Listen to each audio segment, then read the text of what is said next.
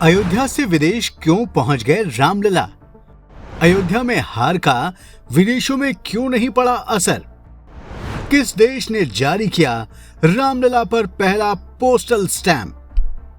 दोस्तों, 2024 के चुनाव में अयोध्या में बीजेपी की हार को भले ही विपक्ष ने देश के अंदर अपना हथियार बना लिया हो, लेकिन विदेशी धरती पर यह हथियार बिल्कुल नाकाम है।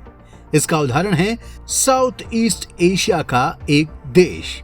इस देश ने 22 जनवरी 2024 को अयोध्या में प्राण प्रतिष्ठित रामलला की मूर्ति को बड़े सम्मान के साथ अपनी विरासत का हिस्सा बना लिया है। विदेशी धरती पर हुए इस कार्यक्रम में भारत की मोदी सरकार के विदेश मंत्री एस जयशंकर भी शामिल हुए। इस देश ने कैसे रामलला को अपनाया, क्या है इसके पीछे का पूरा इतिहास, इस वीडियो में हम आपके सामने कई रोचक तथ्य लेकर आएंगे। बस आप देखते रहिए द कर्मा।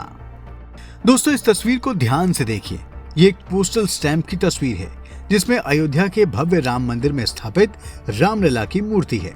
इस स्टैंप को देखकर आप सोच सकते हैं कि इसे भारत में जारी किया गया होगा, लेकिन असलियत यह है कि भारत में नहीं बल्कि विदेश में इसे जारी किया गया है, और इसे जारी करने वाला देश है लाओस। ये रामलला की तस्वीर वाला दुनिया का पहला पोस्टेज स्टैंप है।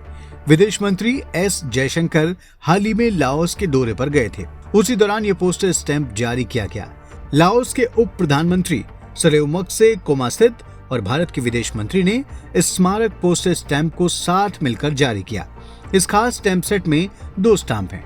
एक में भारत के अयोध्या के रामलला को दिखाया गया है और दूसरे में बुद्ध को दर्शाया गया है। लूसो लाओस, जिसे अब लाओ पीपल डेमोक्रेटिक कंट्री यानी LPDR भी कहा जाता है, उसका भारत से बहुत प्राचीन संबंध रहा है। भारत की संस्कृति और बौद्ध धर्म इन दोनों देशों के बीच सबसे बड़े पुल हैं। आपको बता दें कि लाओस में पहले जीववाद की विचारधारा वाला आदिम धर्म चलता था। इसके बाद वहां हिंदू धर्म पहुंचा और फिर बौद्ध धर्म। स्थानीय इतिहासकार मानते हैं कि यीशु मसीह के जन्म से पहले ही बौद्ध धर्म वहां पहुंच गया था। माना जाता है कि विंचियन में स्थित लुआंग को इसलिए निर्मित किया गया था ताकि वहां राजगीर से आए बौद्ध धर्म के अवशेषों को संरक्षित किया जा सके। बौद्ध भिक्षु फ्रा चाओ चंथाबुरी पसिथिथाक ने इसे बनवाया था।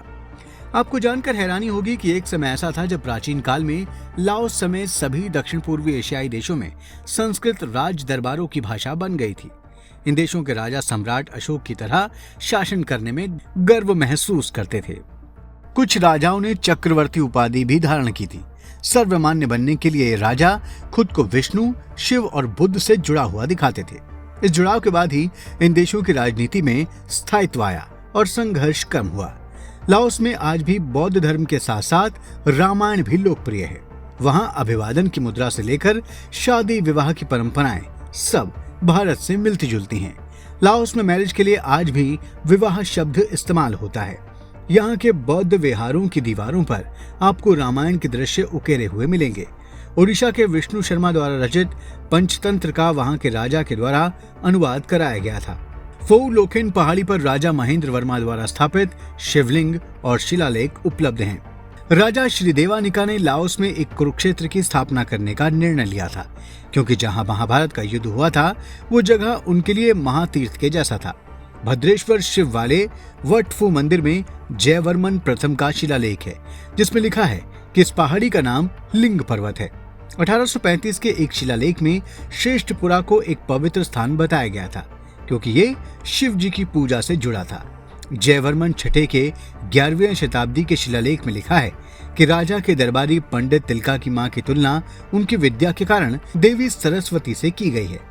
दोस्तों, लाओस के महत्वपूर्ण प्राचीन शिलालेखों के बाद अब रामलला का यह पोस्टेज स्टैंप इस बात का प्रमाण है कि अयोध्या में राम मंदिर बनाने वाले भले ही चुनाव में हार जाएं और अयोध्या में कार सेवकों पर गोली चलवाने वाले चुनाव में जीत जाएं, लेकिन उससे पूरी दुनिया में अयोध्या के प्रभु श्री राम की महिमा पर कोई असर नहीं पड़ने वाला।